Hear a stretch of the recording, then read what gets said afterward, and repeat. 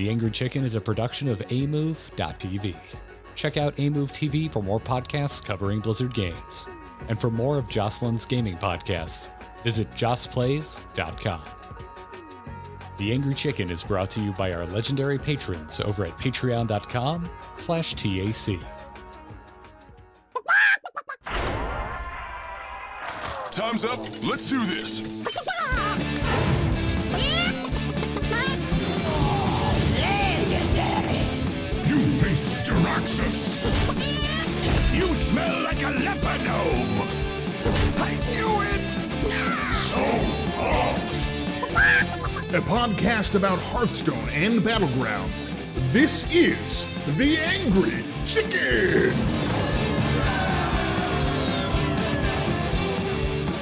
Greetings and welcome, everyone. This is indeed The Angry Chicken, the podcast all about Hearthstone. I'm Garrett Weinzierl, here as what seems like always with RidiculousHat, filling in for Jocelyn, and our special returning guest today, RegisKillbin. Regis, welcome back to TAC. Oh, thank you. It's a real honor as always. Glad we could have you back on, man.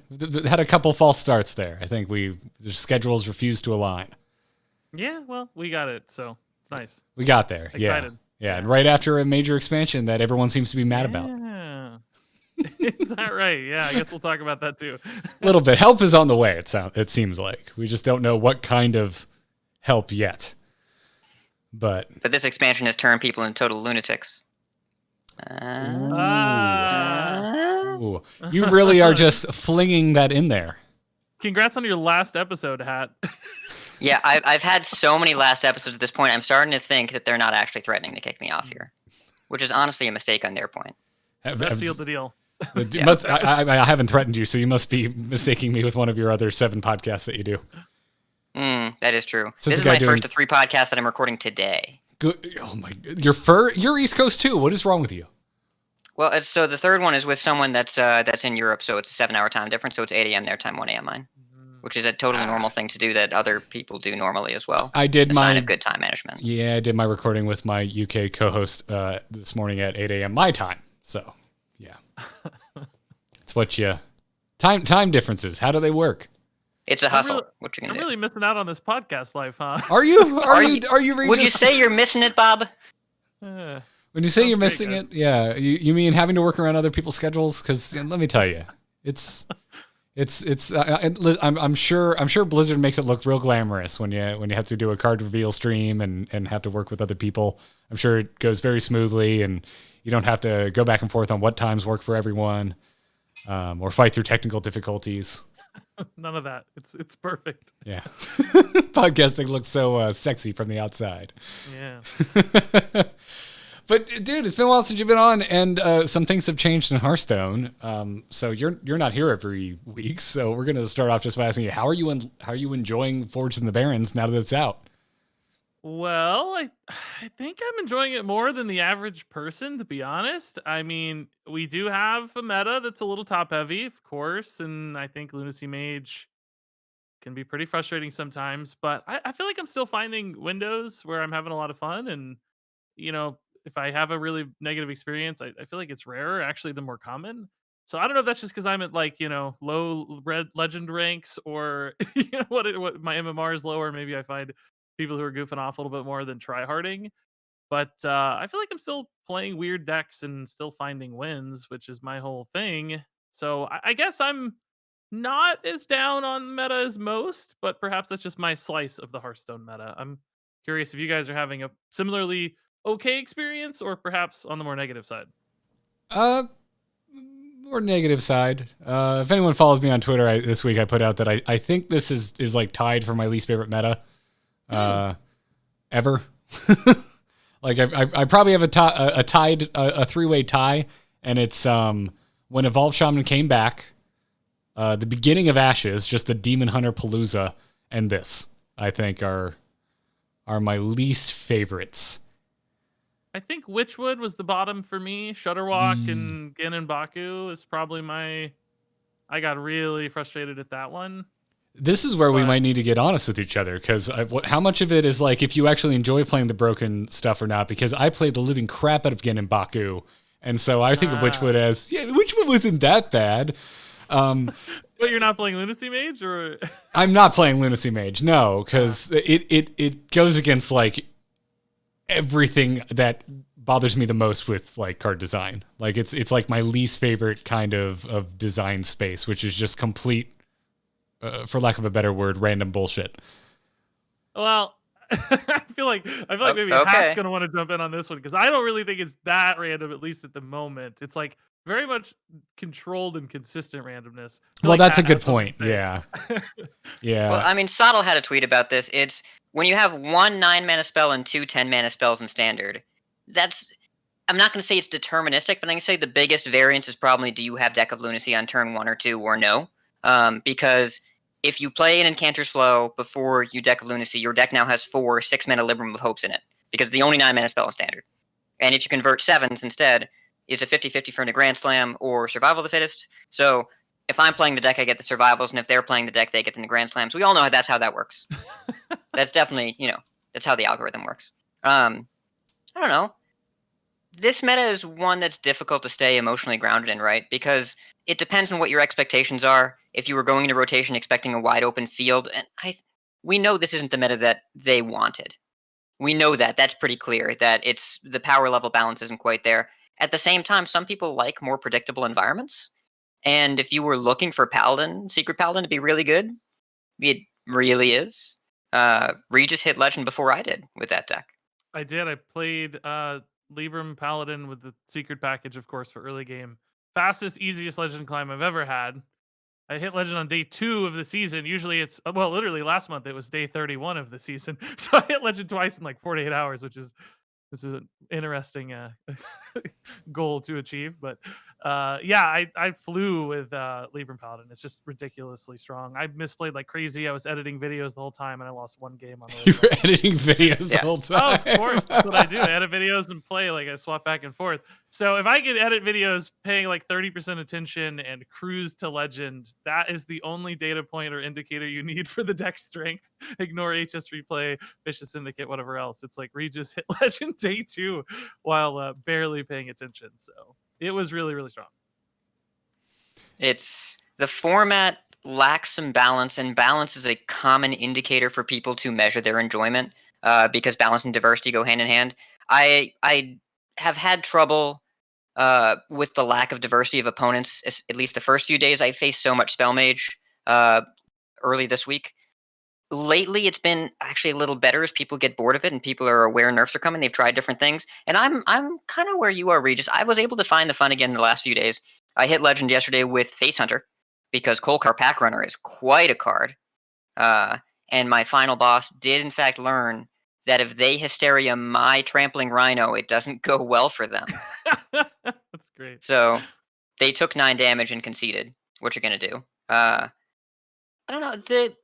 There are inklings that this is going to be a really interesting environment once they nudge the outliers, and we'll talk about what those are.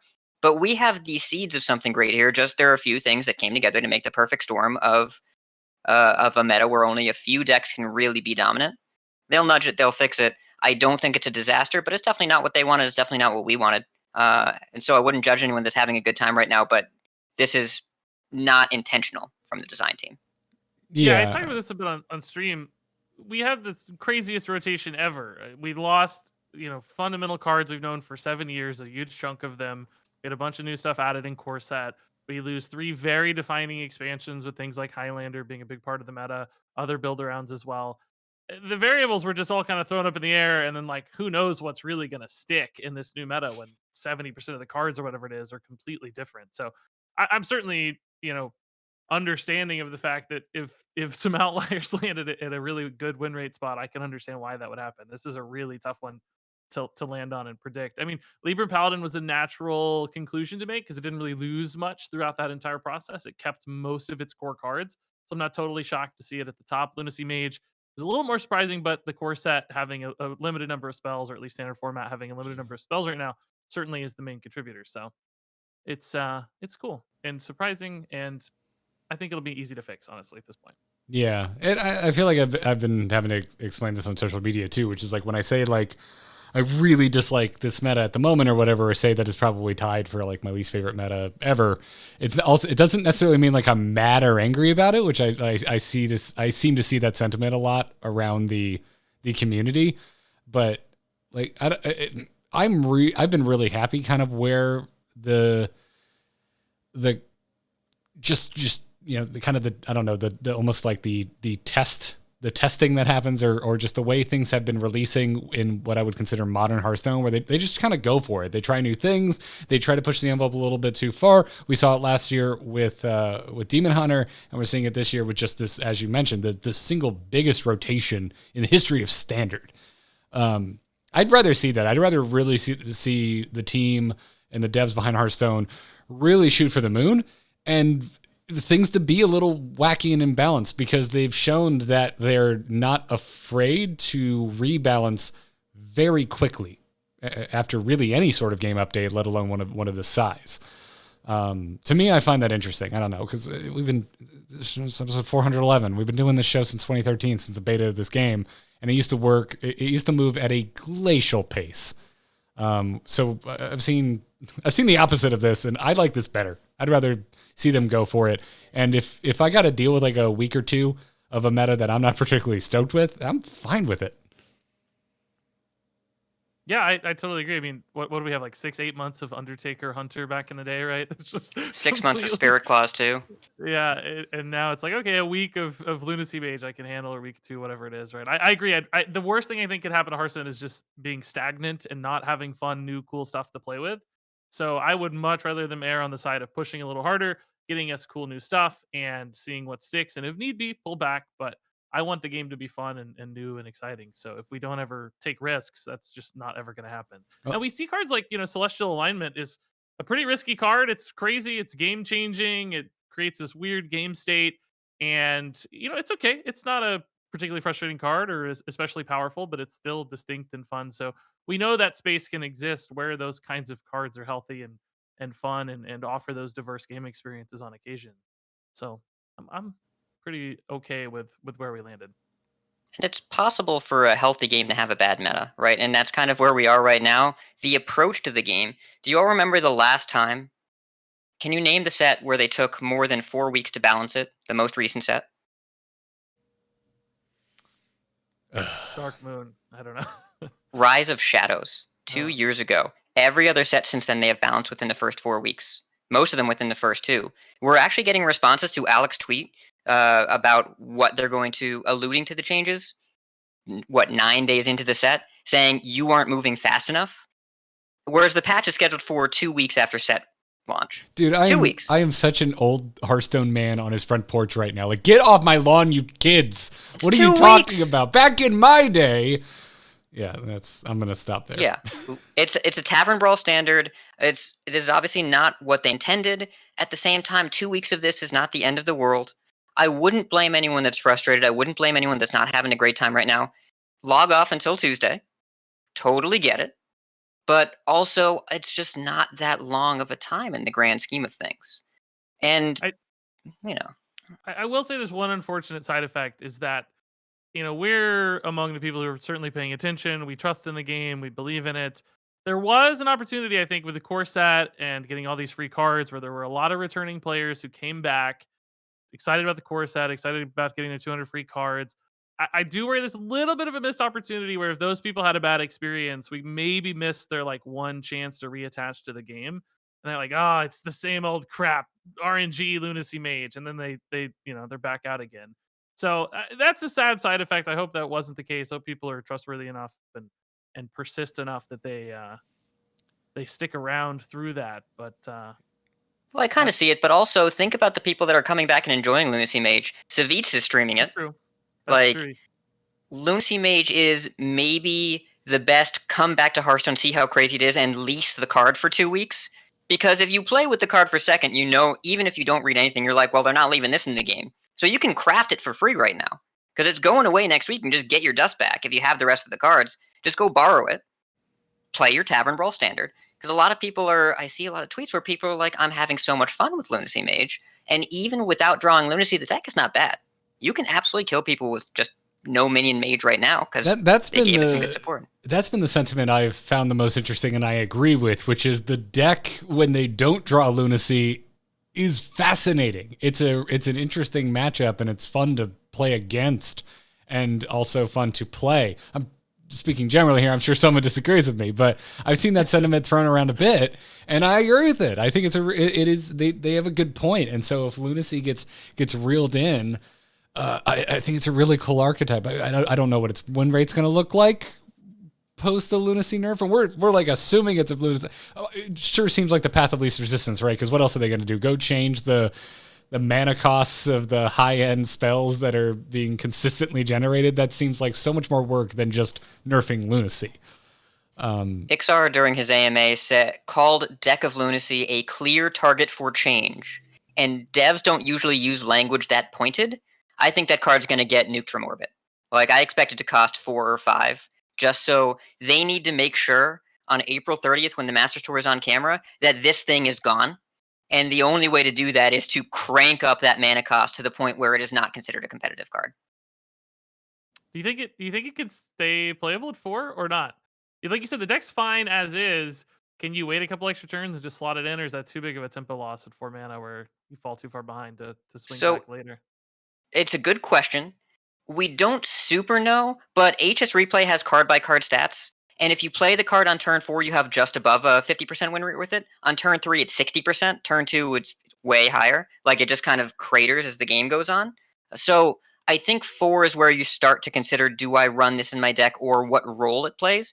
It removes the negative part of the play pattern, but I could still see running it. Because I've watch posted plenty of Deck of Lunacies up to 3, and it's still a good card at 3. I could see it moving to 4 or 5, and I think at 4 it's still a legitimate question, but the deck probably gets worse enough, combined with other nerfs that I'm sure we'll speculate on, that it becomes more in line. But that play pattern is just not what they want in Standard right now, especially after they did a month of interviews where they said, we're reducing randomness in Hearthstone, and then people are getting the Grand Slammed on turn 4. Like, you gotta make sure that the first sentence and the second sentence line up, and you can't do that with a turn 4 and a Grand Slam. Yeah, we did see some requests too, or suggestions perhaps to increase the randomness of Deck of Lunacy instead of increasing its cost. In other words, make the 3 mana cost increase variable, like increase the cost of spells in your deck from 1 to 3. They keep good. Crackle RNG. That will make everyone happy. Yeah, I do not personally think that would be a great idea. I think I'm not triggered at all. Both from like a wording standpoint, it seemed like it was a little more awkward, but also just like I don't want. I actually like that Deck of Lunacy is a little bit consistent right now. It's not really an RNG card. It's just too powerful of a card. So I wouldn't go that direction at all. I think mana cost fix is great. 4 or 5 is fine. It still remains a meme option for people who want to build around it and have those crazy fun moments, but it's not so competitively viable. So as I mentioned too, it's another one of these cards I look at and I go, I'm pretty sure this card limits design space. Like, looking at expansions down the line, like if you're sitting there having to design a bunch of new spells, what do you cost them, and how does that affect Deck of Lunacy? Because it seems like, I mean, the card gets worse as you print more stuff. So it might actually encourage them to design spells at certain mana cost to dilute the pool, but also that's still like, that's a limitation in a way, in that you're incentivized to make cards a certain way because this card exists. It could be limiting, but I think it's more. This is probably the worst the card will ever be in this standard card pool with such a small amount of cards that are particularly powerful to generate. Yeah, and I mean, this is a thought experiment, right? It's just entertaining this idea of like, what if Lunacy stayed around? XR made things pretty plain that they're coming for this card, but it is interesting. I mean, yeah, they could intentionally dilute the pool, right? But also, this is a really exciting time in Hearthstone with the major shakeup to Standard, and none of us were really expecting this to be the meta that we walked into. So I'm happy to see it get changed to whatever ends up getting changed to. I just hope it's effective. Yeah, I've seen a ton of people request refreshing spring water get nerfed on my YouTube comments. A lot of people think that's the problem. Like, it's the new card, it's the enabler. I don't personally agree. I think refreshing spring water is actually a really cool design in No Minion Mage minus Lunacy. I'd like to see that supported. as its own deck archetype. But that's something that some people think is more problematic. Like having that consistent card draw to load up on your discounted spells is what's enabling the deck. But I think Lunacy is so visible, and the card we're all talking about, it's inevitable that that's the one that gets affected by the nerfs. Yeah, I agree. I mean, I think to a certain degree, Mage is public enemy number one. I think a large portion of the population is very grumpy about Mage right now, and it probably doesn't feel great watching them draw 2 cards for freaking free. But yeah, I think that's a symptom of our shared gripes and not actually the problem. I don't think that's the key issue here by any means. Shamron's bringing up Penflinger, which we haven't even really focused the conversation back on what's going on with Paladin. Short of saying that you can hit legend if you're editing videos while half paying attention to it. Maybe I'm secretly really good at Hearthstone and I just need to not pay attention or think. That's my trick. It's like when I let instincts take over. That's when my powers are unleashed. You're in your happy place while you're editing videos, and you're just working on another level. That sentence doesn't line up super well for me. I don't know, man. Sometimes it's all I want. Sometimes it's just like I want to recede into a corner and edit and not interact. But there's some truth to that, yeah. Yeah. I can be a bit of a hermit. But when I want to recede into a corner, I play Hades. Like I just go do that because that's not a job podcast. It's not a Hades podcast. It's true. I know, but other games do exist. It's not an Adobe Premiere podcast either, but here we find ourselves. I'm just kidding. I actually admire your Hades expertise. It's pretty cool. Well, thank you.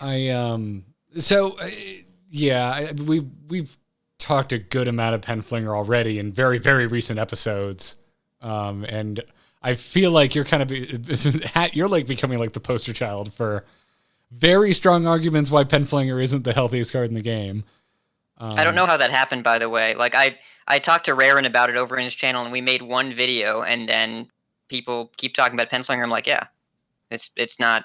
I stopped playing decks if they have Penflingers in them because of the player burden, because of the amount of clicking and thinking and math, and people talk about the uninteractive damage. Yeah, people talk about the voice line, like you can mute the game, whatever. The animation is slow, whatever. But that's not a unique problem to this card. The problem is the repetitive gameplay that involves roping every turn, even in short games, to do all this math and then take very repetitive game actions over and over again. It distills the game down to a very particular strategy that is kind of unpleasant to either execute or be in the receiving end of. The novelty's worn off. Just change the card, but I don't think that anybody on Team 5 is surprised to hear this opinion. Yeah, for me with Penflinger, I feel like, of course the voice line's annoying, whatever, but it's that passive, like you become a spectator in your opponent's Hearthstone game. If you play like a deck with big stuff, you play 1 card and then your opponent plays 10 cards and you just feel like you're watching more than playing. And that experience is not very fun. I mean, it's doubled down on because it's annoying, the voice line or whatever. The animations take forever, but it's just they're doing so much more than you're getting to do. It feels like you're not even really playing the game anymore, or playing the same game at the very least. So it's a design problem inherent to not even like power level or anything else. Just the card is unfun in many ways, I guess. Yeah, I don't disagree with that. And also, like, if it does end up being targeted, I mean, neutrals were mentioned, right? Like, I could see it. Paladin, which is where it is the major target of ire right now, I think it's going to be okay. Right? Penflinger certainly gives it a good amount of gas, a good amount of reach, but at the same time, like, I don't know. I'm a big Paladin fan, and it's just, I look at it, I'm like, it's not what this deck is supposed to be doing. I didn't build this deck to fling pens at my opponent. I built this deck to get cheap secrets and make my opponent angry because they're coming out of a weapon with too much durability. There is some thematic loss there too, right? You're like this holy knight and everything's all epic and holy, and then there's just this dude throwing pins. Like, it just doesn't really match up with the fantasy of Paladin. But I have to say, I actually think Penflinger is pretty important for my climate, at least personally. I feel like there were so many games that just barely scraped out because I could go over the top with Penflingers for that last like 5 to 10 damage over a couple turns, whatever it was, stabilizing off Libram of Hopes to heal and then just Penfling face. So I think it will have a pretty big impact on the deck's viability. That said, Paladin has a ton of percentage points to lose right now and still stay a viable deck because they're way ahead of everybody else. That's a good point too. And there's variants of the deck that make a lot of 1/1s, and we have Kazakis that can be like a Bloodlust-esque effect, so that it could potentially find other scenarios to win, but it depends on kind of the speed of the meta as a whole too, if that's even potentially viable. It was something I was seeing a lot of day one, and it's since just kind of really fallen off since all of our decks have gotten super lean, and also we're just not playing that many different archetypes at the moment. So yeah, I don't. Again, major Paladin fan. I would love for the win rate to stay high, but at the same time, I completely agree with everyone's critique of Penflinger. The card, I'm ready for them to do something about that particular minion. It was. Yeah, go ahead. Sorry, Hat. No, you go ahead. You do it. I was just going to say real quick, I'm sensitive to stealing fun cards away from people. Like, when you nerf stuff that people enjoy, like Lunacy, that's kind of sad because they lose something fun. I guess there's probably people out there who love playing Pinflinger, but I haven't really heard from them. Nobody's like, please don't take my Pinflingers away. No one wants to admit to it. There are a few people out there. Like, I know Rami, the GM, Rami really, really likes Penflinger. There are a few other people out there that are saying it's not going to get banned, or nerfed, I think is a disingenuous approach because they don't want it to.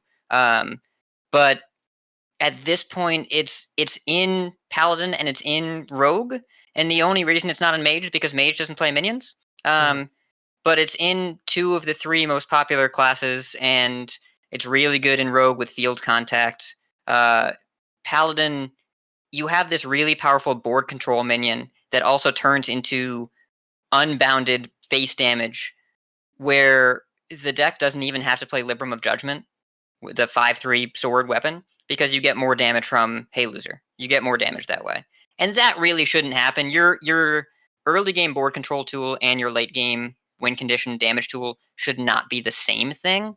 So it needs to be one or the other. But right now it is too flexible at doing both things. So the suggestion that I've heard is that it's much more likely to go to targeting minions only, which I think is the most elegant nerf, and will dramatically impact the card's usability. Do you think it dies if it only hits minions? Can Rogue still use it maybe, but not Paladin? I don't expect Rogue to still use it. It could, but the reason why the turns take so much longer when you're playing the card is you have to figure out how many bonus face pings you can get. And if you're not doing face damage and you're only worried about board control, you're just not going to play that card most of the time. I think it becomes substantially worse. If maybe not unplayable if we end up in an actual minion meta, but that remains to be seen. A lot of pieces have to move for this to be an actual minion meta where you want that kind of incremental board control and you're okay with the card being a dead draw later. Yeah, that makes sense. That's interesting. Once you've ran out of minions to hit, it's dead in hand. You don't have to think about math anymore. You just easily calculate what's on board and what you need. I hadn't thought about it that way. I was thinking for Rogue, like the Battlecry activator for card draw might still make it relevant. Just because you're turning every play into cards, whereas Paladin doesn't necessarily have that advantage. They only really care about the ping aspect. So, yeah, speaking of someone that's played a lot of Rogue lately, we don't have a ton of problem drawing cards. We're kind of good at that right now. Like, Wandmaker has 6 spells to pull from, and at least 1 is Secret Passage. And also, Field Contact is a crazy card that triggers off of combo cards, too. So, like, I keep generating Brain Freezes, and then they draw me a card, and I'm surprised every time. Right. It stands out, right? Because a lot of the other archetypes I've been trying, it just feels like, oh, I need draw, and then you go and play Rogue, and it really just stands out right now. As Rogue and Mage. Yeah. Yeah, I haven't been playing Mage. Well, if you like drawing cards, that class is good at it right now as well. I'm taking a stand. Hearthstone activism. I will not play Mage. I will not do it. Makes me angry. I'm gonna play Hand of a Doll and be happy with the 1 card I just drew. That's what I'm gonna do. And hope it's not a secret.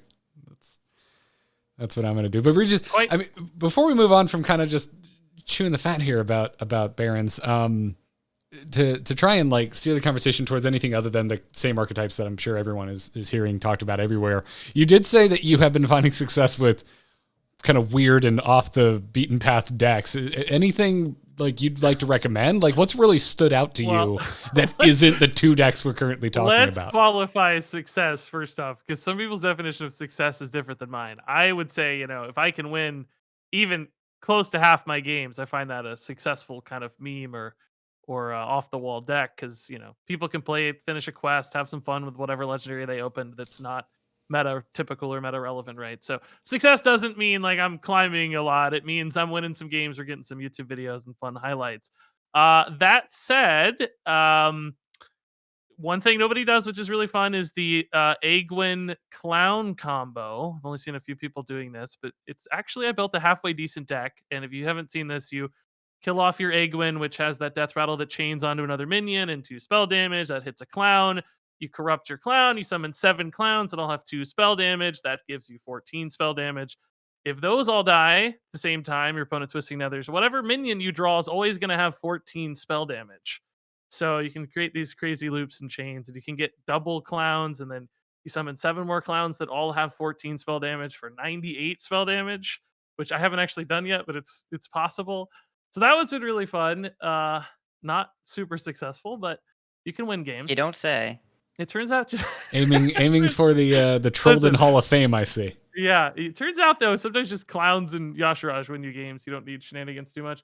The deck I actually had a lot of success with, which is kind of meta fringe, I would say, is OTK Leorox Hunter. That's what I actually hit Legend with in March, the last day of the season. So Talon Forge Ring turns out it's really good to help you draw Leorox or King Crush, and also, of course, the new Wrangler card. You get Selective Breeder to summon a copy, and then Warsong Wrangler to give the copies more gas. Exactly. It's weirdly consistent, and with things like Watch Post in the early game, you can kind of hang around and Hunter a little better while you're doing all these shenanigans. So yeah, I hit Legend with OTK Leorox Hunter. I never thought I'd say that, but it's awesome. I think it's still like tier 3 on HS Replay right now. So that's a sort of off the wall deck that you can actually climb with. Those would be the 2 that come to mind most readily. That's rad. I might try and dig up an Aegwynn deck list for that, because that does sound pretty absurd. I know a YouTube channel that features a lot of weird decks. It's Dexter Gaming is so good. Oh no, Dexter he tryhards too much. See, he doesn't get goofy enough yet. He's like tier 3. I'm like tier 6. he had a Ysera Elemental Shaman. That counts for something, That's right? like a tier 4 deck. I'm tier 6 or 7. Okay. Okay. No, I love Dexter. I couldn't recommend. He's my buddy. Are we measuring on a scale of how garbage the decks we're playing are? Is that the relationship you and Dexter have? Because that's amazing. Yeah, he's a little too tryhard. Well, shouldn't you be living in the basement then if you're playing tier 7 decks? Shouldn't you be living in his basement? That's just based on YouTube subscribers, and once he passes me, we'll swap. He's on the way, so it's just probably a few months. So he's about to hit 100K. Actually, go subscribe to Dexter. He's close to 100K subs. It's crazy. Oh, nice. I really like both of your channels. You guys doing some great stuff, and we had him on not that long ago. So go find the old TAC episode where Joss and I were hanging with Dexter. But anyways, before we move on, before we talk about nerfs coming up and wonderful mercenary art and take your questions, I want to take a minute and just thank everyone who is supporting this podcast on Patreon. If you like the Angry Chicken, if you like what we're doing here, despite what people say, we are not actually paid by Blizzard. So go check out patreon.com/TAC and support your favorite independent Hearthstone podcast. I was going to say that isn't Ridiculous Hats, but he's on everything. Check it out. Wait, what did I do? I know I was going to be like, support your favorite Hearthstone podcast that doesn't have Hat on it, but Hat is on this show. So, patreon.com/TAC. Go check it out. Get access to our Discord. Get an ad-free version of the feed. And to our most recent patrons, thank you to Andrew Russell and DG Dragon. DG, you've been a patron before. Welcome back, DG. I should say welcome back to DG. So, and I mean, speaking of that ad-free feed, I have some business to attend to. Be right back.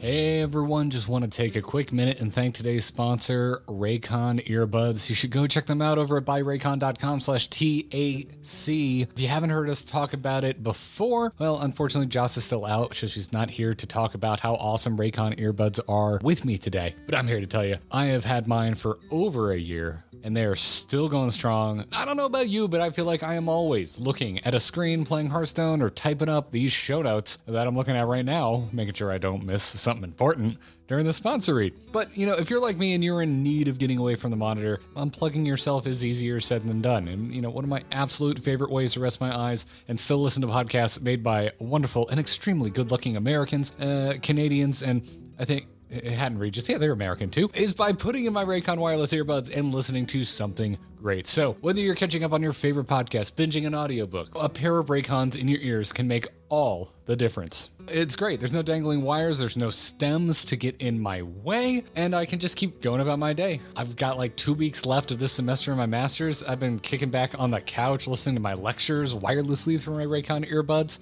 And my dogs can just jump up on my lap and they're not pulling them out of my ears. Anyways, Raycon's offering 15% off all their products for Angry Chicken listeners. And here's what you've got to do to get it.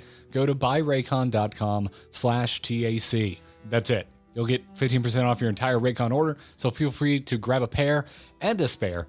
Once again, that is 15% off at buyraycon.com/TAC. That's buyraycon.com/TAC. Now, let's get back to the podcast.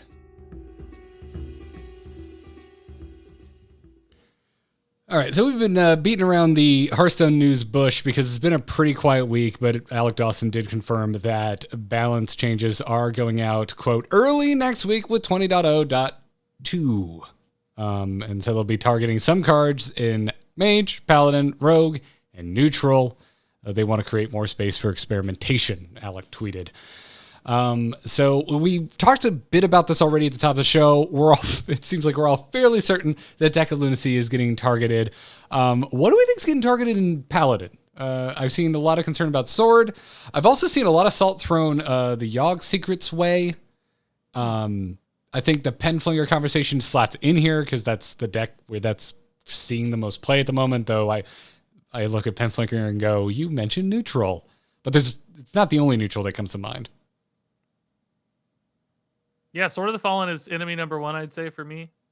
Well, not personally. I actually don't hate playing against Secret Paladin. Its win rate, though, is certainly scary. So Regis gets Legend with Paladin. Nah, Sword is fine. No. I will say I was convinced it wasn't any good until I played it, and then I was convinced it was pretty good. I still think the play pattern out of it doesn't feel that frustrating to play against. It's just a win rate problem. So, mechanically speaking, I think it's fine to rip Secrets out of your deck. Just maybe that one durability. I don't think pushing it up a mana is very good because then you kind of contest with Northwatch Dude on 3 that naturally fits that package. So you're going to have to tweak something, I think, other than the cost. So durability is the only thing that really makes sense. The only other lever I even see to pull. Yeah, and Yep. I understand the Oh My Yogg concerns, but I think that is symptomatic of Sword of the Fallen being as good as it is, much like how Refreshing Springwater is symptomatic of Deck of Lunacy being as good as it is. Because Sword of the Fallen, Oh My Yogg is devastating when you play against the second one, especially the second one by turn 5. And so when the first swing gets one, and then their first spell gets countered, and then you get another one off that third swing, that feels really demoralizing that nothing you can do has any impact on their board. At 2 durability in Sword of the Fallen, you're only going to get probably 1 pony and probably 1 Oh My Yogg. And it's still good, and it still activates your Northwatch, but it's not devastating to the point where you have 2 removal spells in a row that just shut off completely. Yeah, I guess I haven't really thought about Oh My Yogg being a huge problem. I feel like that first one's always just a coin. It's like in half the games anyway, and that's fine. I feel like half the time my spell gets disrupted, I'm still okay with the result. I'm not excited, obviously. Sometimes it backfires totally, but I have a sneaking suspicion too that the Oh My Yogg complaints are actually from Deck of Lunacy players. Oh, maybe I haven't been playing as much Lunacy, so that could be it. Yeah. I feel like sometimes that was the easiest to ignore. If you're in a minion-based deck, you often just don't care at all. So I feel like that really helps equalize it as well. I haven't looked at the numbers though to see if Oh My Yogg is disruptive statistically speaking, like if it stands out above the rest.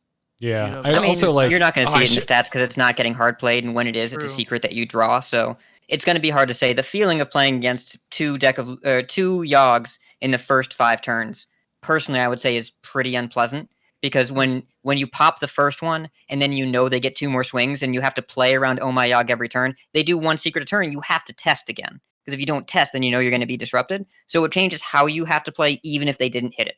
And that's the disruptive part. That's fair. Yeah, because to me, Galloping Savior is like the easiest one to ignore, but I've also been like, I've fallen weirdly back in love with Control Warlock, so I'm sitting there with expensive stuff I want to do anyway, so it's really easy for me to not want to play more than 3 cards in a turn. Garrett, you can't say you like Ticketus on this podcast. I can. I have done it before. I will do it again, and I'm doing it right now. Oh, boy. All right, so... We're going to, yes. Okay. I mean, Ticketus is clearly the worst card in the history of Hearthstone, if Reddit is to be believed. I'm gonna play devil's advocate for Ticketus against Hat here. I think I know Hat's opinion. We'll get into it later. Oh, we're gonna fight. I'm looking forward to surprising you.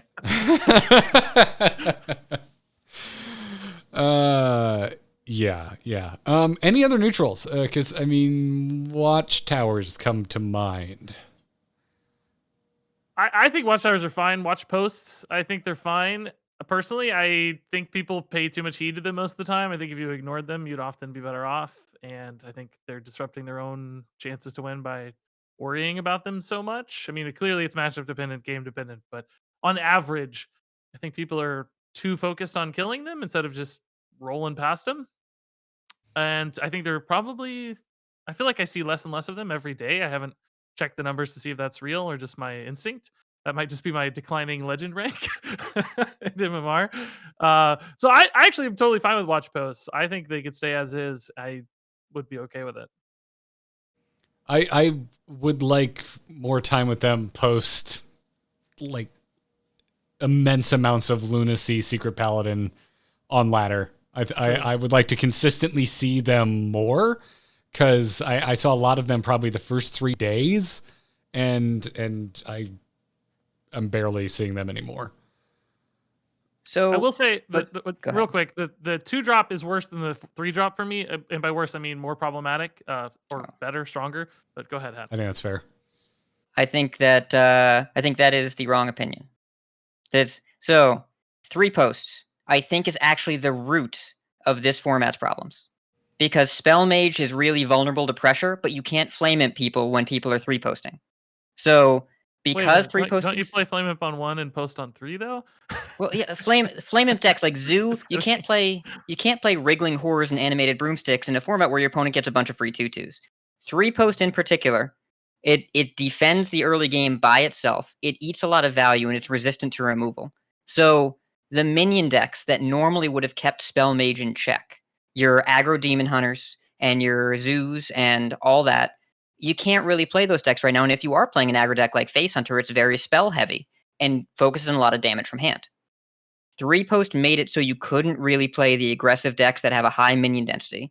Because of that, Spell Mage Flourish, where 27 of these same cards, 28 of them, outside of Refreshing Springwater, were legal last expansion, and the deck just couldn't function because there was way too much Demon Hunter, way too much aggro rogue, whatever. But now if you look at the aggro decks that are doing well in the format, it's all weapon-based stuff and damage from hand, because committing to the board just isn't a viable option. Now we're seeing 3 posts fall out of lists because the format is so badly warped around Spell Mage that it doesn't make sense to run it. But if the anti-Spell Mage decks end up playing a high enough minion count, you can just run 3 posts back out there, like especially if you're playing post rogue, and end up doing really well there. Nerfing 3 post isn't because it's seeing play, it's because its existence makes other things not see play, and it limits the format. If you remove that, and you can play minions early, then 2 post is way less problematic, because you can go flame imp, wriggling horror, or whatever, and just kill it. But because you can't play 1-drops and 2-drops all that consistently, you can't remove this 2/4, which constantly taxes your hand, which makes the game less fun. So 3 post, I think, is actually the root of a lot of the issues this format is facing, because it dictates what you can do early game, and that's what dictates if you can spend time setting up with Incanter Slow and Deck of Lunacy versus if you can't. First off, I just want to say I love that we're all just calling them by their mana cost, because nobody can remember their names. I know you probably know them, Hat, but nobody else in the world does. So it's it's helpful. I mean, what does Morshan even tell you? Like, that is not a descriptive word. It doesn't explain the card at all. Like, Morshan Watch Post. Ah, yes, classic Morshan. When I hear Morshan, I think Tutu's spawning. Yeah, by the way, I think that'll make sense. Do you I guess, should we be seeing an adaptation where the meta adjusts? Like you said, people are pulling 3-post out of their deck because everybody's moved to weapons, spells, etc. Does that mean we should be seeing a resurgence of minion-based decks and this sort of back and forth balancing where the meta finds gaps and opportunities when 3-post goes away, and then bounces back and forth? I guess I haven't quite seen that yet, but maybe that's just people haven't figured it out. I mean, we can, Zoo and like Rush Warrior and whatever do have some other issues they're contending with, because also minion-based decks are not great against Paladin, right? Because Paladin is also just the best minion deck and also does not care about your 3-post because all of its minions are enormous for no mana. And you're able to, play like Northwatch Commando and 3, and then you just have your perfect curve and all your buff spells, and you can kill a 3/5 without even thinking about it. There will be a point, I hope, where more minion-based are coming, and you can see, again, I got Legend yesterday with Face Hunter, which plays Kolkar Pack Runners and Imprisoned Felmaz and Wolpertingers and all that, and you couldn't do that if people were still running a lot of 3-posts. But I think the meta's already adapted. When you see people doing well with Swine Tusk Shank Poison Rogue, that deck does one thing each turn. It buffs its weapon and it swings face. If you had a wide board, that deck ceases to function or exist. It is viable because it is hard targeting Mage, and it can do okay against Paladin until they play Libram of Hope, and then you're done. But Mage is so much more popular right now that it makes sense to really go in on the damage from hand element. I expect that if they change 3-post, which I think they should, minion decks become more viable. 2-post gets worse by association, even though that card is still very strong. And then Spell Mage becomes worse, in addition to a Lunacy nerf. Because if you don't nerf Lunacy, then sometimes they have turn 4 Cycle of Hatred, turn 5 Tidal Wave, and, nice minion deck. I'm seeing where your skepticism for a minion-heavy meta earlier in the show was coming from. Yeah. You just can't really do it right now, and it's not too hard for a powerful defensive neutral to find its way back into decks if it needs to, but everyone right now is accounting for freezes as well, because Mage will just Cone of Cold you. And so you just have to deal damage from hand. And I think that the meta is a little long in that right now, even though they cut down on burn spells dramatically, because Penflinger does a lot of that, and Rogue does a lot of that, and Mage, even double Fireball, double Mask of Cthulhu. I lost to a Mage yesterday who dealt 22 damage from hand by turn 8. Like, what you gonna do? So when you have more minions, Mask of Cthulhu soaks up a lot more damage, and you can deal with 2-post more effectively. I think the meta just becomes a lot healthier. Think about this. How many animated broomsticks have you two seen since the set launch? Because I've seen almost none. Same, and yet I see a lot of complaints about broomstick. I don't really understand why. I was going to ask if you guys think it's a target for nerfs. Despite its total absence in the meta right now, it has been really important in previous metas, and I wonder if they're going to go ahead and nip that problem in the bud before it becomes a problem again, potentially. That's true, and I mean... Hat, I don't think you said as much, but I get the vibe that you think 3-post is going to be a problem if Mage gets sorted. Because my brain goes, well, we're probably not seeing a lot of it right now because we're just seeing so much Mage, and Mage don't care about 3-post. Just because you're not seeing it doesn't mean it isn't a problem. It is the gatekeeper to what you can play in this format, because it is always something that is a threat. And because it exists, it has dictated the evolution of this format. Because remember, when we first started playing Spell Mage a day and a half into the format, it was to dodge 3-post, right? It was really, really good early on because we were tired of our opponent having 3-post on 3 and then them getting a bunch of free 2/2s. And like, you know what never has that problem? A deck with no minions at all. So that's and on top of true. So this is a big hypothetical snowball we're now assembling as it rolls down the hill of this discussion. But so if they do something... So you put forward that we're not seeing broomstick because the 3-post doesn't leave room for it, and now Regis... Broom is bad with and against posts because your watch post can't attack, and your minions already attack because they were made in your opponent's turn. Okay, and now Regis, you're asking about just broomstick because it just hasn't gone away since it basically hit standard. It goes in and out of fashion, but it always comes back, which I find these types of conversations really interesting. Because there doesn't seem to be a hard and fast rule on what Team 5 is like when they think something's been around for a long time. There doesn't seem to be a hard and fast rule for Team 5 thinking it's okay or not okay. I don't know where the line is, because if you listen to the show at all last year, you would have heard me just being like, I'm so sick of playing against the same priest that I've been playing against for 2 years. Priest was just doing the same thing for 2 straight years, and the team seemed fine with it. I joined that party at the tail end, by the way. I became the villain.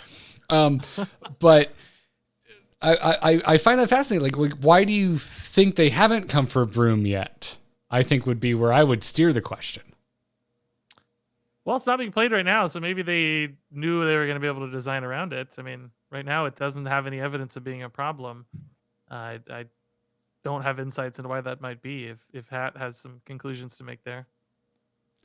Yeah, I mean, I think that's typically the reason. Like we hear from the devs, not so much recently, but in the past, where they would say, "Hey, give it some time. We have some designs coming down the road." That sort of a thing with any target of ire from the community, right? And so, maybe that is what they were thinking. They were like, "Hey, considering looking at the set and seeing what's rotating out, we think we can push Broom to the back corner, Sweep it under the rug." Oh God. I was going to say put it in the broom closet, and I pulled out of that nosedive, but sure, Hat, you are in fact still yourself. They've mentioned it by name as a card they were like looking at in the past, so it's always kind of in the back of mind for me. But if they think they've designed around it and it's not a problem, or whatever the metas adapt around it, then I'm fine with it. I could also just see them pushing it to 2, just kind of because, and just looking out for the future while they have a chance. But they might wait as well, see if it makes an impact again in the next meta, and then go for it. Then it's not like we're missing out on opportunities to get balance changes. They get a ton now, so there's always a chance to fix problems in the future too. Yeah, you don't want to nerf every fun card. Like, I think they probably have a different threshold for powerful, cheap neutrals than they do for other cards. But you can't. I don't think they're going to nerf Flinger and Broom right now, especially when Broom isn't seeing play. If Broom is in every deck you build and it's just a constant staple, then I think that it's worth looking at. Much like I was surprised they didn't hit Ziliax. Like I expected Ziliax at a certain point when it was over 50% of the meta. I expected that to get a nudge.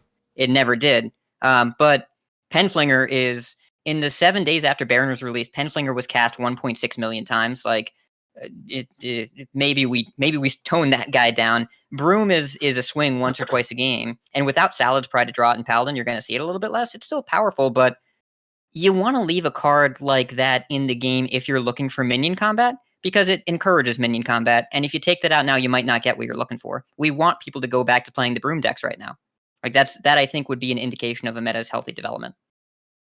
Yeah, but everything has rush anyway these days, so. That's a good point too. Yeah, there's just a lot of rush if now. Every card has rush, why do you need Broom? I'm kidding.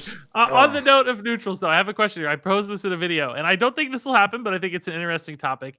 Talon Forging right now is in almost 26% of decks or something. I looked like 25, 26 range.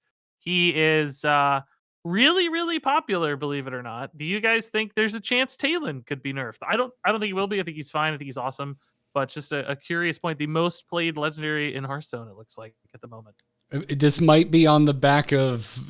I think I'm in the camp of leave posts alone, because I'd like to see what they look like when we kind of widen out the archetype meta. But I just go, no, for the love of God, leave Talon alone. like let's not change so much of what's working.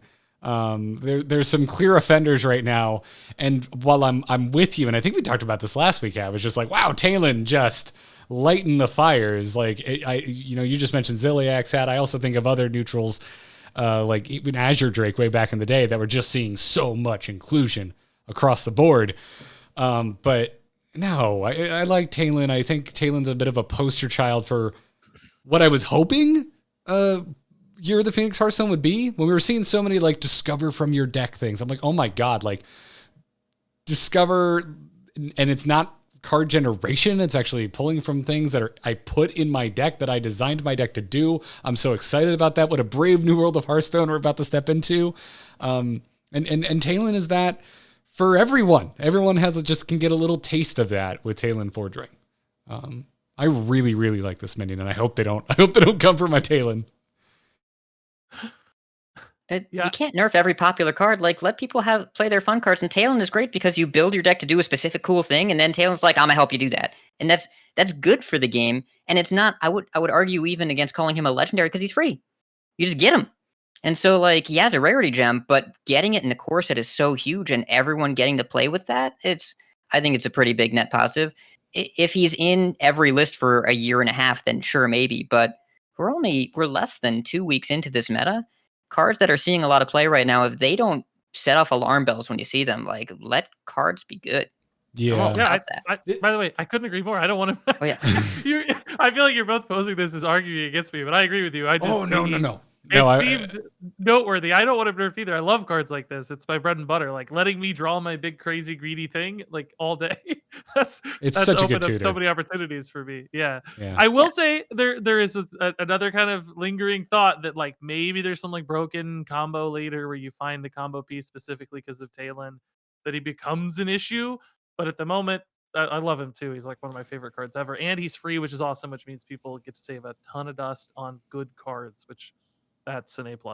Yeah, I absolutely love this card to pieces, and I'm with you. When we were I don't think we talked about Talon in our pre lead up to the release, but I'm always any type of targeted draw. I share the same concerns that one day there might be some absolutely busted run away with the win rates type of combination that happens, but because of the consistency that a card like Talon brings, but that's a problem for when we get there, and you could probably just adjust whatever Talon's drawing and not have to worry so much about Talon himself.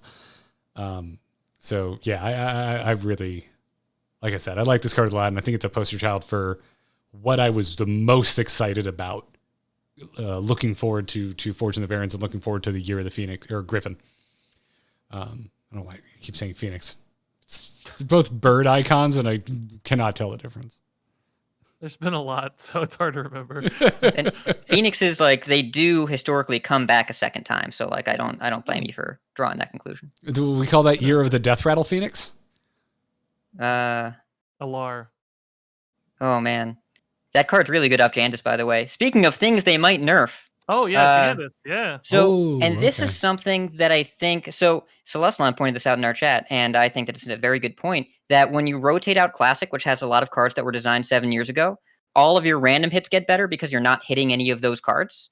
So Apexis Blast has gotten way better. All the random generation options really in the game, the pool that you're picking from is so much higher quality because it's a reduced card pool, and also they got rid of a disproportionate number of really bad cards. So Jandis Barov is bananas. Like, you just get insane cards off of it. Not just the Earth Elemental high rolls now. There's the new 1/1 that turns into a 5/8 taunt when it dies. There's Ogremancer, which is really good in this meta right now. There are so many good 5-drops to hit that it makes the card feel like it got a buff because it effectively did. And Ixar also called this one out by name, along with Lunacy, of saying random generation has gotten a lot higher quality and we're going to cost it differently going forward because of it. They did cut a lot of the bloat from the set. If you look at the 5-drops, there's almost no, like, there's the one fail with the Demon Hunter dude that's a 1/1, I guess, but the next worst case is like, I don't know, some like 3/5s and stuff, some 3/3 taunts. I mean, it's really good minions on average. And some just crazy effects like Envoy Rustwicks and just big taunts and Trampling Rhino's a good one. Trampling Rhino's insane, yeah. The stealth tiger dude from Druid Twilight Runner's insane. Like, it's just crazy. You know what else? Teacher's Pet is like many you get off Jandis, but also Teacher's Pet got a lot better too. I get Mukla off Teacher's Pet, I feel like all the time. There's not that many 3-mana beasts left. We lost like Silverback Patriarch and some of those. Oof. So we lost peak performance. I don't think we've talked about like the intention and the importance of having like actual bad cards in a full card set since like the Ben Brode days. But it doesn't seem to be as important a concept in modern Hearthstone. Well, it's all tuning, right? Like, you can randomly generate cards if you account for the fact of how good they're going to be. I don't think that they made any egregious design mistakes of like the entire direction of a card. When you look at a card like Genner Baku, and I know these are the examples, they rotated them because they couldn't figure out how to nerf them. But you look at Jandis Barov, if she costs 9, it doesn't matter how good the 5-drops are. If she costs 8, it doesn't matter. There's a point where the deal that you're getting isn't good enough, even if the average quality is higher. It's just moving numbers around. And this is the same on almost everything that we've talked about so far. the effects are not inherently flawed to the point where they are unfixable. You just got to crank the knobs until it feels better to play with. And Jandis right now is undertuned, or overtuned rather, undercosted. And I think moving her to 6 mana makes a lot of sense. I have seen suggestions to change her ability to summon 4 drops or Deck of Lunacy to summon spells that cost more than 2 more instead of 3. When you move mana cost, you know what the card is doing. When you change the text, you're rolling the dice as to what it's doing. And the 4 mana pool of minions, the first time that your opponent plays Jandis and kills you with a Cane Sun Fury, you will uninstall the game. We can't let that happen. That can't be a thing. Yeah, I like the 6. That sounds great.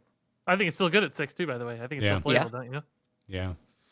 And we jumped around a bit, and like I think Talon was a better example like of this, of like maybe hitting too many things, and that's why I don't think they're coming for Talon. But like so much of this is about, I think, what the team's intention was with like how they were hoping to shake things up for Hearthstone. And so far the things mentioned by Alec Dawson and the things mentioned by Ixar, they're right where I think they should be looking. Like there's nothing that's been batted around by the devs, not community talk that seem out of left field for me. Ticketus. Okay, all right. Are we ready? Let's have the Ticketus conversation. So, first of all, not happening because Alec Dawson shouted out the classes that they're coming for, and Warlock was not among them. Yeah, speaking of which, I had a video prepared, ready to go. It had Ticketus talk. I was talking about Ticketus. Alec tweeted I had to redo part of the video because there's no Warlock suddenly. So Wait, you had a talk on Ticketus? Did you put it on TikTok? Was that your TikTok? It was a Ticketus talk? I will never be on TikTok. I can't wait. I just wanted to make the TikTok joke. In a few years, we're gonna get a sequel to Ticketus, TikTokitus. That's gonna be great. Oh, that's better. Okay, so where do you fall? Are you pro or anti Ticketus? If I'm playing Ticketus, I'm so pro Ticketus. If my opponent's playing Ticketus, I hate Ticketus. Okay, it's as simple as that. More seriously, I think I'm anti-Ticketus, and we've had this discussion a lot on my stream and in videos, etc. He's clearly not a huge problem from a win rate standpoint. The numbers do not support a Ticketus nerf if you're talking about purely competitive Hearthstone.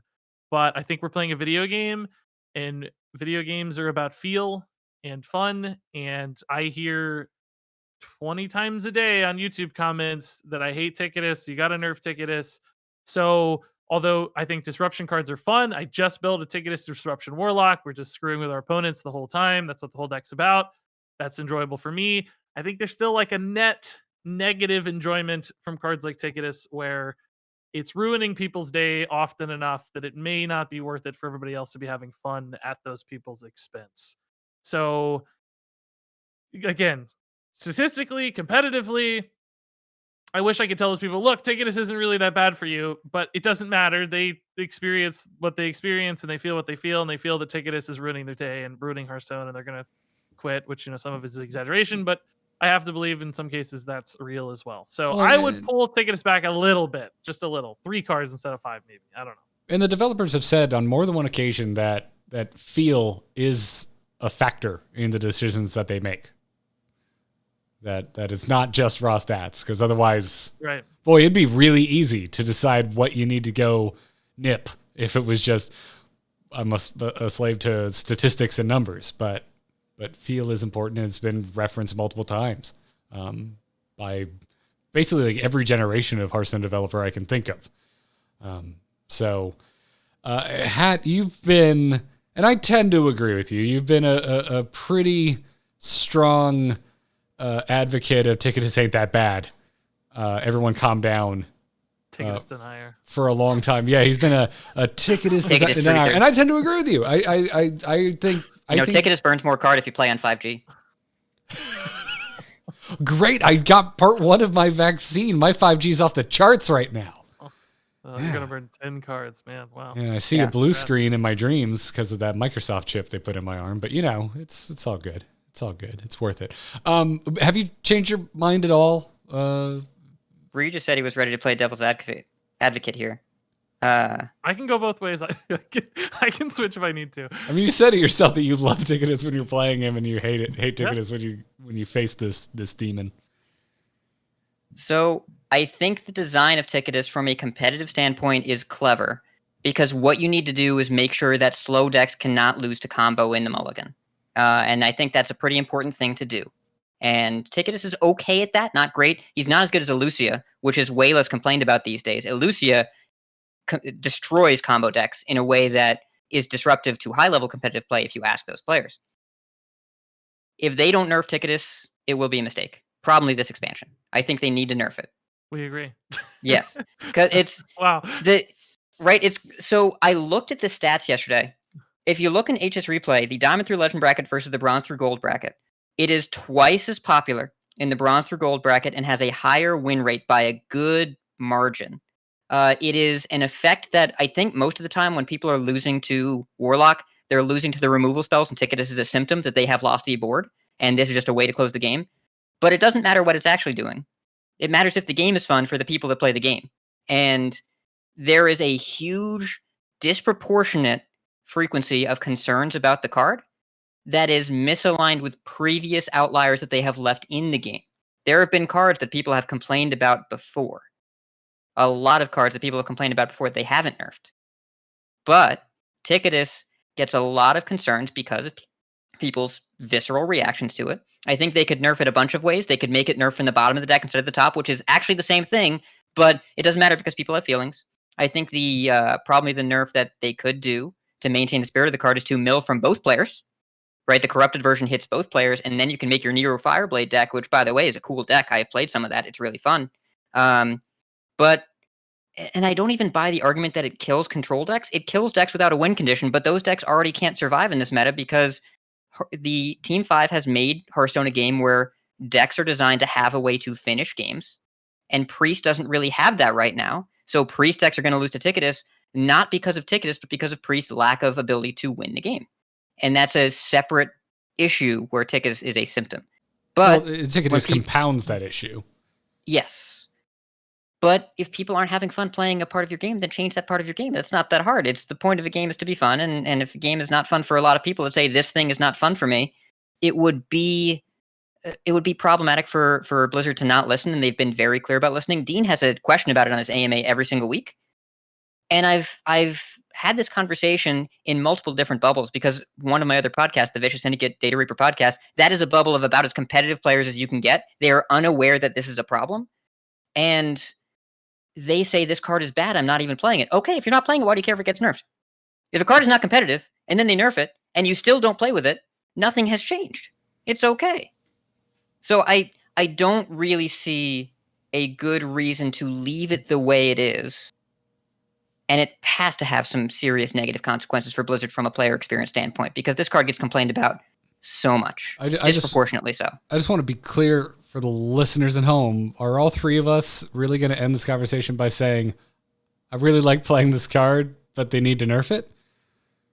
Because yes. I think that's where this conversation is ending. Yeah, no, I think so. It's like, you know, I'm enjoying it a 7 out of 10, but my opponent is enjoying it a -9 out of 10. That's a net -2 enjoyment, right? You know what I mean? Like the people suffering are suffering more than I'm having fun. I can have fun in other ways. So I think it's a net drain on people's enjoyment. Even though it's fun for some, maybe it's more unfun for others. It's particularly because, you know, we're talking about thresholds where it's like, I'm quitting the game because this is so annoying versus, you know, I'm having a lot of fun versus, you know, quite a bit of fun is the distinction between the Ticketus and no Ticketus for people who are enjoying it. So I think so. I hear about it constantly. I'm not in that super competitive environment. I'm casual players, you know, my audience is far more casual and they don't let me hear the end of Ticketus. So it's probably more complained about than Deck of Lunacy, or very close at least. So I'm going to be sad if it doesn't get affected, I guess. Even though, again, I love playing it. I just built the whole deck around it. Video coming out tomorrow. Stay tuned. Nerf this card. Also, watch my video glorifying this card. Exactly. Nice. Well, anyways, we'll see what the actual changes are early next week, according to Alec Dawson, but we don't know what they are yet. The other big thing going on in Hearthstone at the moment is a new Book of Heroes is out, and they also gave us a look at and the lore for all of the Mercenaries. For the Book of Heroes, not for the mode Mercenaries, we still know basically nothing about that new mode, but Yeah, can we clarify that real quickly? Because I've seen a ton of Twitter comments, Reddit comments. There's a lot of people who think Book of Mercenaries is the new game mode and are super disappointed because they're like, it's just like Book of Heroes. That's because, It is Book of Heroes. It is Book of Heroes. It's not the new game mode. And I get it. It's confusing. They both use mercenaries very prominently in the title. So I certainly don't begrudge the misunderstanding. But just if anybody out there is confused, Book of Mercenaries is not the game mode. It's just another extension of Book of Heroes single player stuff, telling the story. Mercenaries is its own separate major thing we still don't know anything about, really. Yeah. So clarify. Yeah. So if you liked Book of Heroes, you will probably like Book of Mercenaries. If you didn't, same. Well, actually, I didn't like Book of Heroes too much, to be frank, but I loved the first Book of Mercenaries. Cool. I thought it told a much cleaner, tighter story. It was narratively way more connected. The characters were far more charming and likable and lovable. The balance, it felt much easier, which might sound like a bad thing, but I don't think so. I think most people are just playing these primarily for the story experience and kind of the moments, not necessarily for, scratching any sort of competitive or strategic itch, maybe a little bit. So you didn't hit any frustrating walls or anything. You just kind of cruise through the story.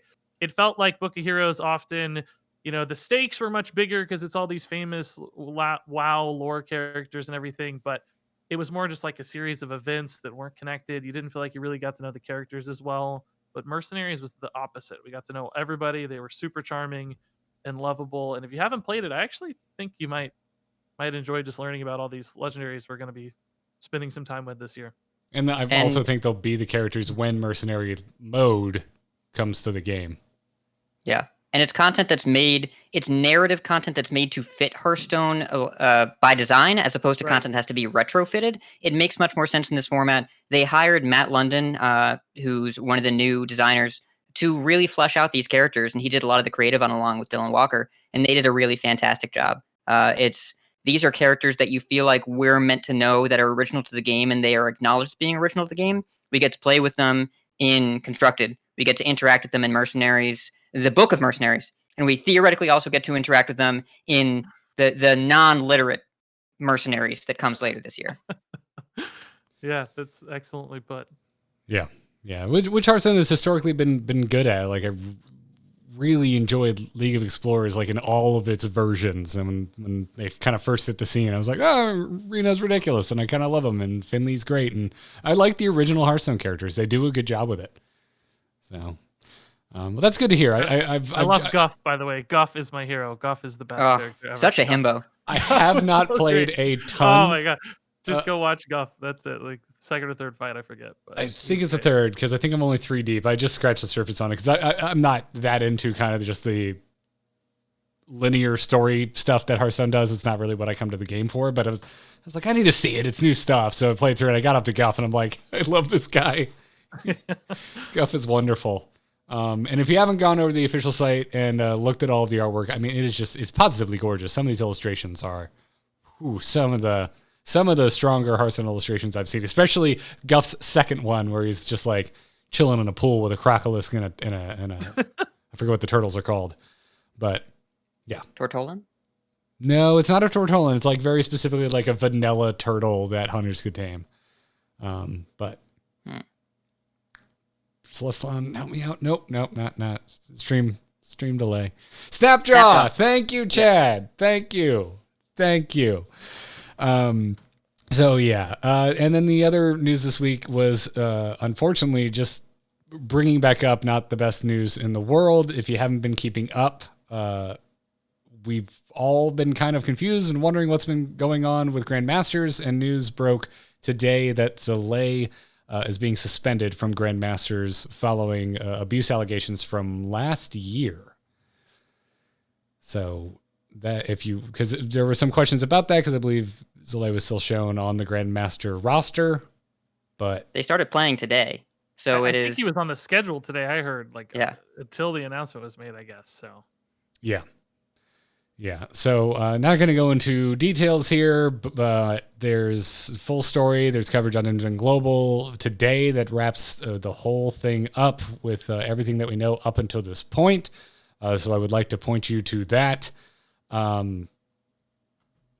I don't know what else to say other than I'm just really sad that we keep having these stories pop up in our scene. Hell, outside of our scene, I'm sad that this keeps happening in just gaming in general.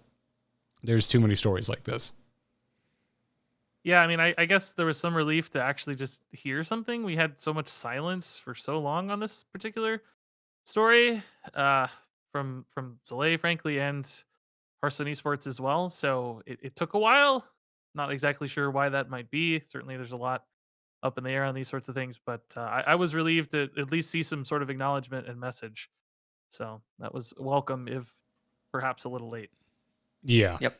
Yeah. Happy they did something. Sorry it took so long, and kind of disappointed by that. But doing something is better than not doing something. So I'm glad they landed on this here, even though it was at the buzzer.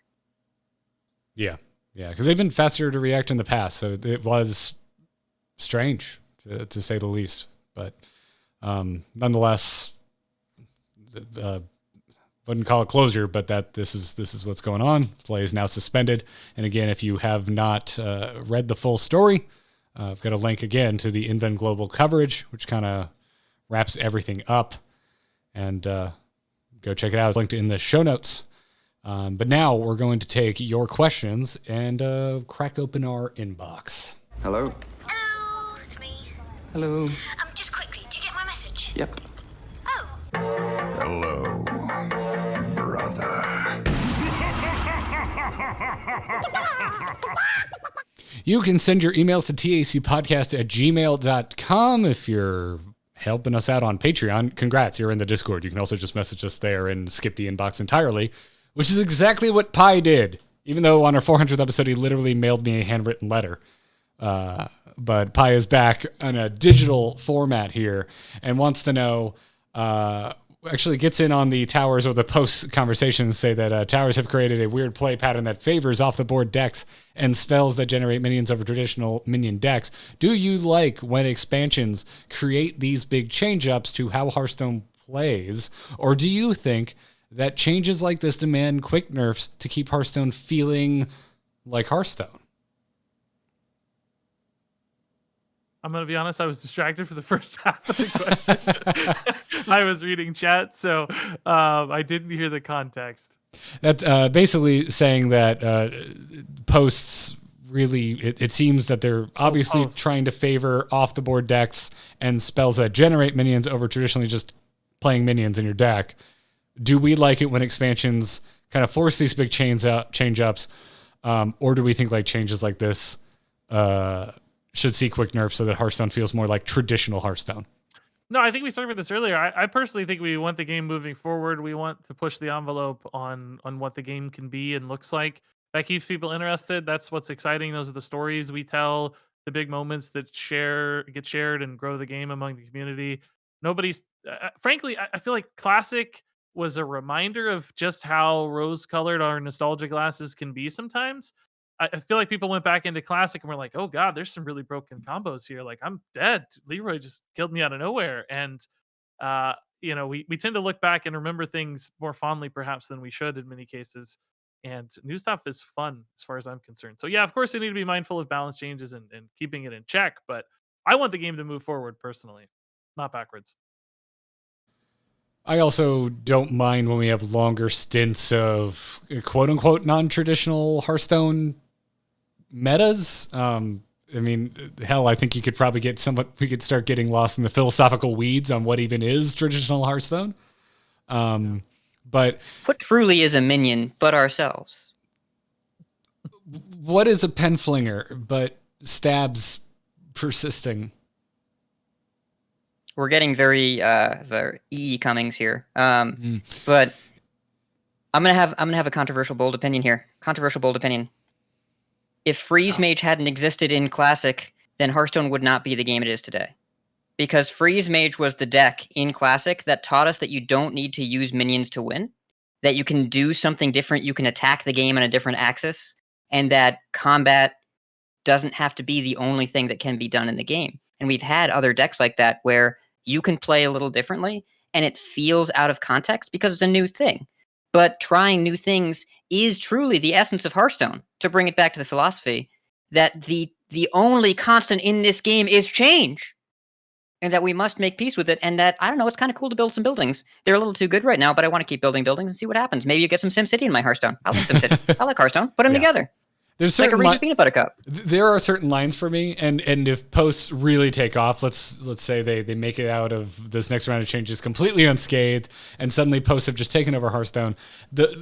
I think the line is at neutral inclusions, and if like every deck I'm hitting is a different class but feels like the same damn experience, that's where I go, okay, whether you like minion heavy combat or not, I'm just bored because every matchup feels similar.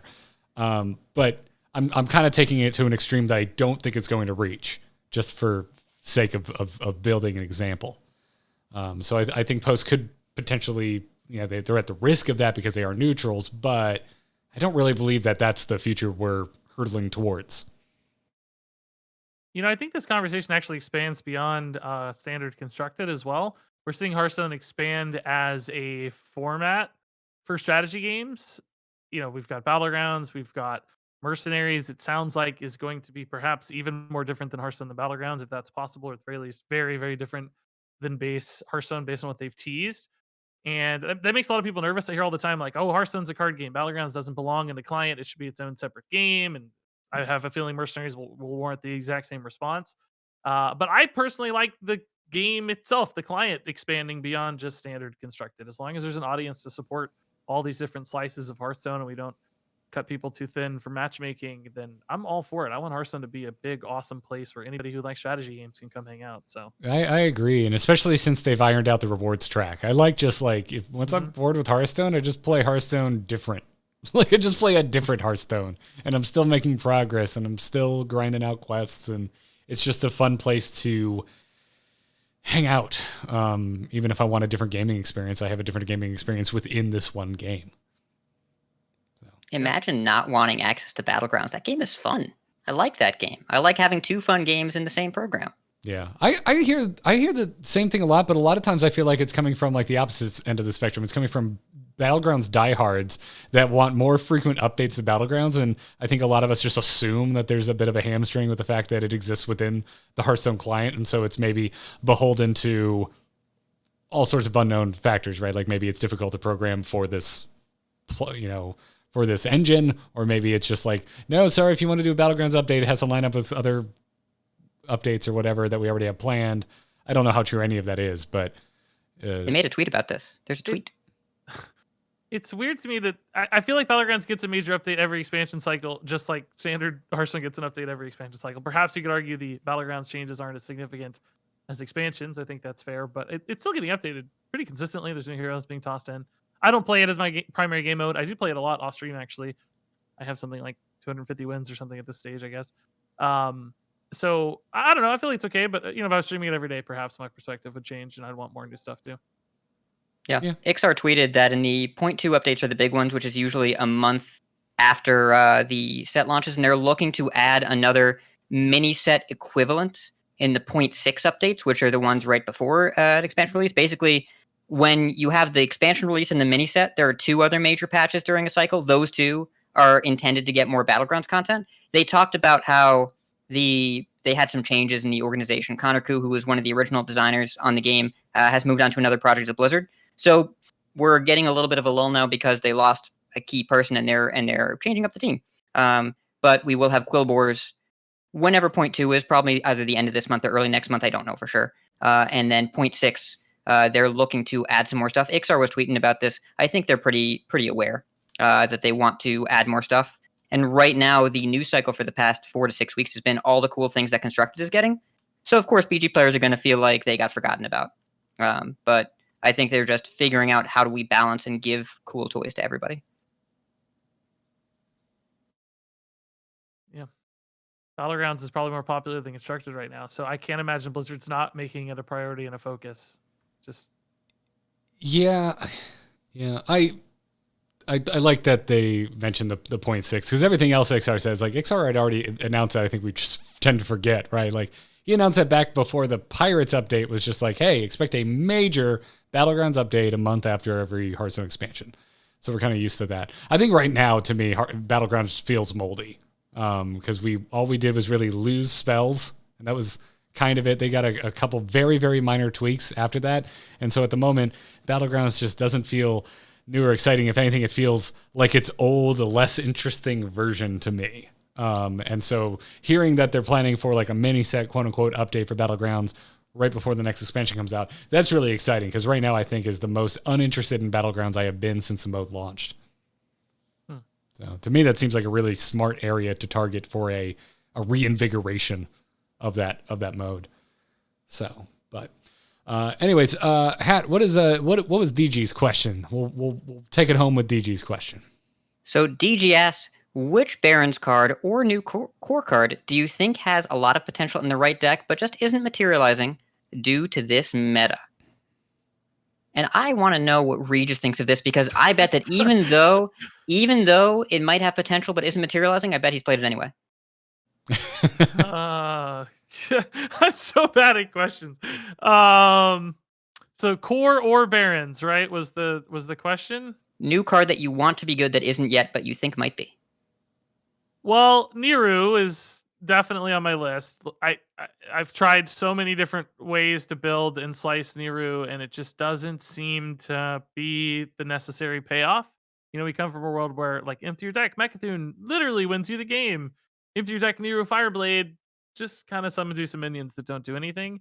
So I don't actually think that's the answer. I don't see a lot of hope for Neeruly unless they just get way more support or something. Yeah, the card is that- Neeruly there. We just need to make sure that it gets more support in the mini set. Okay, that's it. You're muted. You're he's muted. done. Regis, help me finish this. We're putting Hat in the corner. Yeah, I'm trying to look at the list of like big standout legendaries that I'm super excited about. I mean, they're all.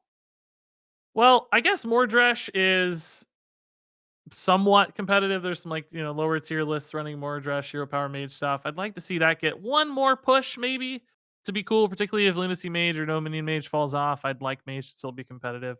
That seems like you could easily print 1 or 2 cards to make that deck really pop. Core set cards.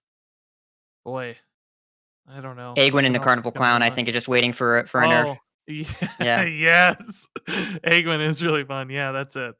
Trying to find core set list of cards here. There's and new ones in particular. I know you've had very good success with it recently, Hat, and I haven't seen your deck list, so I don't know. But like Hunter in general, I was surprised didn't find something like right out the gate, because I feel like Hunter just always does. Hell, it usually finds like 6 things that works right out the gate. They rotated like 7-year-old super iconic cards that have been seeing play since beta. Saying that wasn't the fact. Yeah, but I was like really excited about Tavish Stormpike. Like the idea of like just summoning beasts into summoning more beasts with Rush and that kind of snowball type effect in a class that doesn't seem to be lacking beasts that can attack the turn they're played or hit the board because of Rush.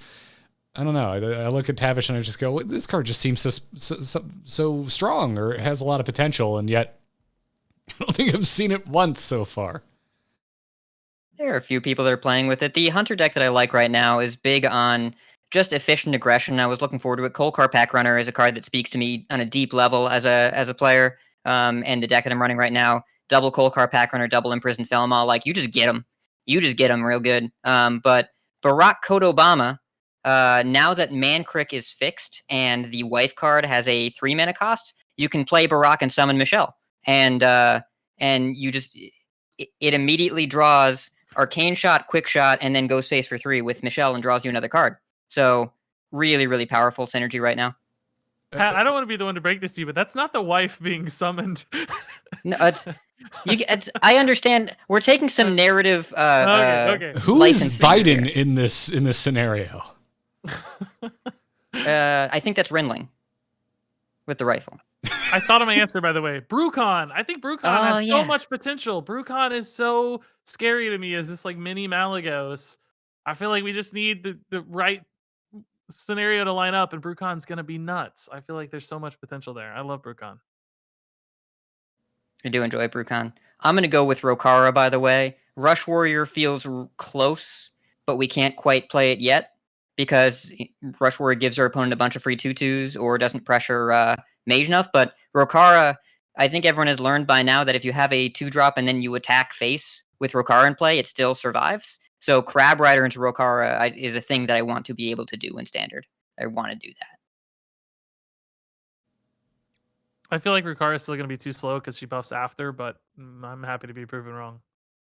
It has potential, which is Yeah. the question. I don't know. I Maybe it'll want be Warrior good. to be good, so I love Warrior. I think Sourfang, I wish there was more potential for Sourfang. It's unlikely he's ever going to get better because Frenzy is not likely to persist beyond this expansion, so he's There's a mini always set. going to have... That's The mini true. We could set. have the mini set save him. I hope so. There's There's Sourfang's also- card is so visually satisfying. It's like the best looking card in Hearthstone. So. I think it's because of the language that Alec and Ixar were using in their teasing of what's coming next week. But like, no one's talking about potential buffs, and we saw buffs last year. Buffs are scary. Buffs This is are another thing that's scary. come up in an AMA, that your window for success with a buff is so narrow because if you hit it too hard, it's a really major problem. And if you don't hit it hard enough, what did you even do? So you have a really, really small window where it can be effective. Whereas the mini set, I think, is designed to solve that problem, where you don't buff cards, you make new cards that make the older ones better. And you create a more diverse pool of possible archetypes. 'Cause buffing, you have to guess exactly where a card will be good but not too good, when all you know is that it's not quite good enough now for some reason.